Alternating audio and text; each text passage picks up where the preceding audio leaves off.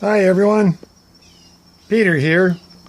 So maybe you saw the video I posted yesterday about taking a walk around and looking at some projects and different things. And one of the things that I kind of talked about quite a bit was this welder and how it ran. This is kind of ironic. So I run it on ethanol-free recreation 89 or 90 octane, depending on where you buy it. And I bought some a while back. I kind of have a fuel system on this that allows me to use these jugs. And in the cap, see that one with the fuel pickup on it? And what there's a line that drops down through the center, and it tees in over here. Let's see if I can get you better shot. Right there. So the tank on here works, but it's shut off. And the reason I did that is it's kind of a pain in the neck to fuel this up. The head clearance is kind of limited. And the size of the tank, when you're doing stuff and working, saves you having to fuel up as often. And if you want to switch tanks or cans, undo this, unscrew the cap, put it on your other can, plug it back in, and you're good to go until you run that one out. So it makes it kind of nice.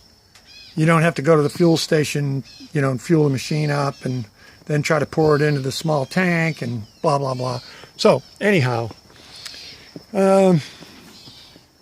what I did was I kind of thought on it a little bit, and a long time ago I had a drag bike that I thought I did myself a favor and changed to the latest, greatest fuel. The bike ran great on Cam 2. I started using VP, and all of a sudden it acted like it was too lean. It just wouldn't run. That kind of passed through my head. So if you look at the video that I posted yesterday, you'll know that when this thing came off idle and went on the governor, it was popping and banging, and then it sounded okay, right? This is going to be like just unbelievable. It's the same machine. All I did was change the fuel, and I actually leaned the carburetor out from yesterday. So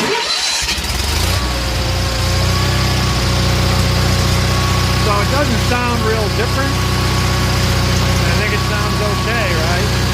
But there we go, up onto the governor.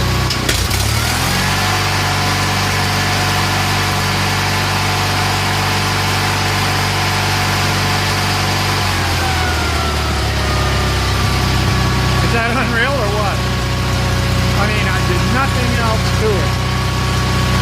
So, no, it's just unbelievable.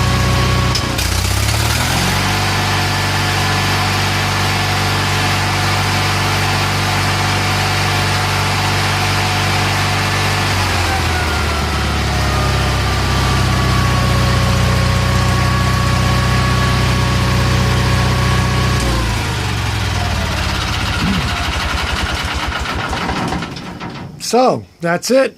I just wanted to make a little update from the video I posted yesterday about some projects around here. I did get the cylinder apart on the backhoe, and then I couldn't get the bolt out of the end of the rod so I could get the piston off and take the gland off, and that's another story in itself.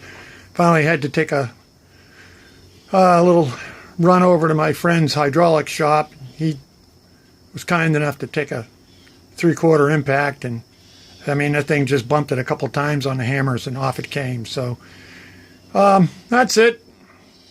Something that I wanted to share before I run away is I did add a 230 outlet, a 230 volt outlet here. You see that? And what that's for, that's so I can run my 165 diversion TIG welder. I TIG weld with this big welder too, directly, but it's proximity start, and it's a little crude. I mean, it works. I've done aluminum and plenty of steel and stainless steel with proximity start. That's a fancy name for touch start. But that little diversion runs fine off this. Also, it makes it nice. I can plug in my my 200 Miller wire feeder and wire feed, remotely, without having to set up a wire feeder on top of the machine here, or trying to use a spool gun and all that. So anyway, I just thought I'd pass that along. But I hope you guys kind of think about that the next time a running problem comes along. And it's not like I bought fuel from any place that I never bought fuel before. And, this could have been a number of things that caused the fuel to have a problem. But I bought some at a different spot to change the to prove my theory. So I changed the where I bought the fuel, and that's what cleared it up. So anyway, thanks for watching. Thanks for subscribing. I hope you folks find this stuff at least interesting. Again, thanks for watching. Subscribe if you want to. I'd really appreciate it. Give a like too, please, if you would.